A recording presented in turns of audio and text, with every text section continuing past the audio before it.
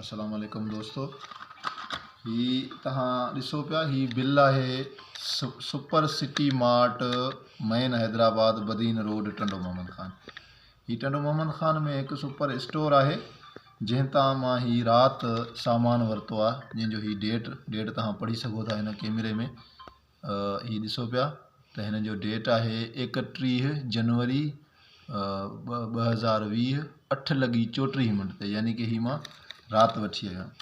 ही टोटल हिन में 5 आइटम आहिनि। ही 5 आइटम तव्हांजे साम्हूं आहिनि। ही ॾिसो पिया, ही पेरिस साबुण ऐं ही रेज़र, जेको तव्हां रेज़र ॾिसो पिया, ही रेज़र आहे। ऐं ही जेको आहे केॾां जो पेस्ट, ही पेस्ट आहे mister white paste blue, mister white blue, जंहिंजी एक्सपायरेशन डेट आहे 2020। जेकॾहिं ही कैमरो तव्हांखे ॾेखारे सघे त हिन में तव्हां ॾिसो। हाणे ही एक्सपायर शयूं सुपर मार्ट टंडो मोहम्मद खान में सुपर सिटी मार्ट ते सरेआम हलनि पियूं, जेको हर आम ख़ासि खे ॾियनि पिया। जीअं मूं ही सुबुह खोलियो त मूं चयो हाणे हिनखे खोले ऐं पेस्ट कयां, त ही ॾिसो पिया त हिन जी हालति छा आहे। ऐं ही हाणे हीअ एक्सपायर टूप जी हालति आहे। ही ॾिसो पिया, हिनखे जेतिरो बि ज़ोर ॾे, जेतिरो बि चिफीस, हिन मां पेस्ट नथो निकिरे।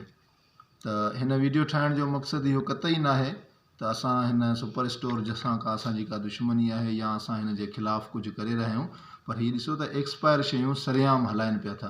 हीअ त खणी मूं हिन जी जॾहिं एक्सपायरेशन डेट ॾिठी ऐं हिन मां त पेस्ट निकिरे ई नथो, पर जेकॾहिं हीअ कंहिं ॿिए माण्हू खे ॾिनो वञे हा त उहे या त इस्तेमालु कनि हा या वरी हिन खे जेको आहे सो रखी छॾनि हा। इन जे लाइ असां आला इदारनि खे गुज़ारिश कंदासीं त अहिड़नि सुपर स्टोरनि जे ख़िलाफ़ु क़ानूनी कार्रवाई कई वञे, जीअं त ही एक्सपायर शयूं सरेआम स्टोर ते हलाइनि पिया। त ही पेस्ट तव्हांजे साम्हूं आहे ऐं ही हिन में एक्सपायरी डेट लॻो पियो आहे। जेकॾहिं ही कैमरे में तव्हांखे नज़र अचे थो त तव्हां हिन खे ॾिसी सघो था त 2017 में ही ठहियो आहे ऐं 2020 में ही एक्सपायर आहे, जेको अञा ताईं उन दुकान ते सेल थिए पियो। ही उन जी इनवाइस जी पर्ची आहे।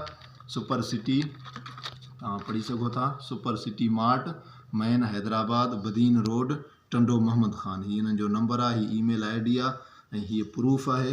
ऐं असां आला इदारनि खे गुज़ारिश कंदासीं त हिननि सुपर स्टोरनि जे ख़िलाफ़ु जेके असे क़ानूनी कार्रवाई कई वञे, त जीअं ही एक्सपायर शयूं न विकिरो कनि ऐं माण्हुनि खे जेको आहे सो सरेआम फुर लुट जारी रखियो वेठा आहिनि ऐं जंहिंजूं क़ीमतूं बि पंहिंजो हथरादू लॻायूं अथनि।